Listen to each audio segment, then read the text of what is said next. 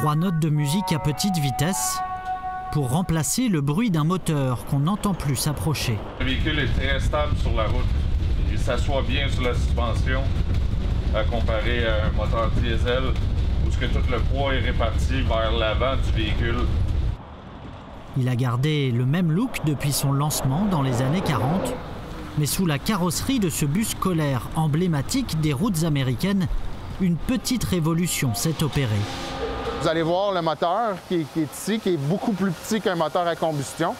C'est un moteur qui a seulement 20 pièces, comparativement à un moteur thermique où on va avoir 2000 pièces. Il y a seulement 3 pièces qui tournent, qui sont en mouvement. Fait que ce sont des moteurs qui vont avoir une longévité quand même extrême parce qu'il y a peu de mouvement, il y a peu de friction. Des bus scolaires, mais aussi des navettes, ou ce gros porteur inauguré avant celui du géant américain Tesla, entièrement électrique. Le carnet de commandes ne désemplit plus.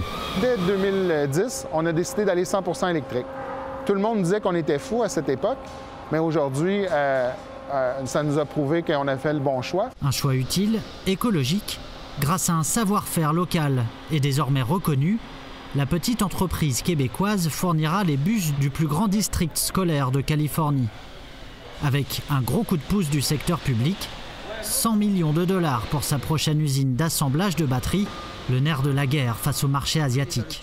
Nous prendrons les questions des journalistes. Avec les projets comme ceux-ci, et en continuant de travailler ensemble dans la même direction, on va surpasser nos objectifs pour 2030 et atteindre la cible zéro émission d'ici 2050.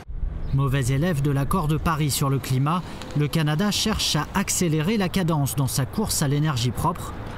Et c'est au Québec que se joue une grande partie de la bataille de l'innovation.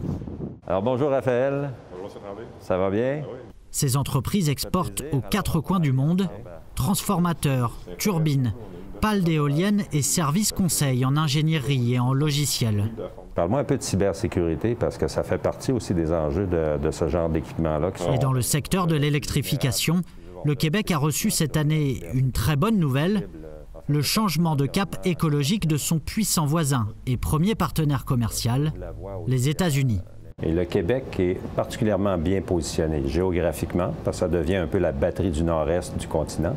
Et donc, les possibilités d'exportation d'énergie électrique sont réelles et sont en train de se concrétiser.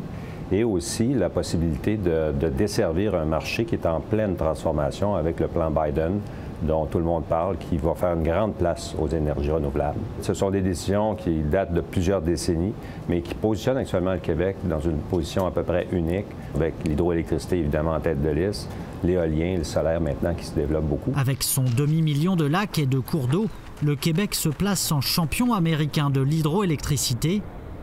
Mais avant de crier victoire face au réchauffement climatique, les Québécois vont surtout devoir changer de train de vie, car ils comptent aussi parmi les plus gros consommateurs d'énergie au monde. Ici, les ventes de VUS, pick-up ou camions très énergivores ont quasiment triplé en 30 ans. Une aberration parmi d'autres qui annule tous les gains, répète chaque année Pierre-Olivier Pinault, dont les rapports sur l'état de l'énergie au Québec sont très suivis.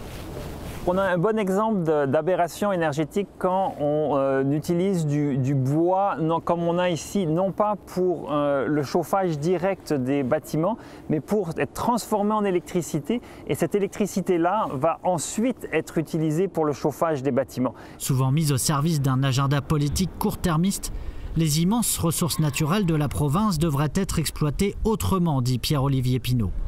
On a un système énergétique qui est très politisé et très souvent le gouvernement va utiliser Hydro-Québec comme un outil pour donner des contrats dans des régions et l'industrie des forêts par exemple qui passe régulièrement à travers des crises, eh bien le gouvernement veut aller à sa rescousse et ça contribue à un système énergétique qui n'est pas entièrement rationnel, qui est trop fortement politisé. Ça a des conséquences positives pour le développement économique de certaines régions, mais c'est au prix d'aberrations énergétiques.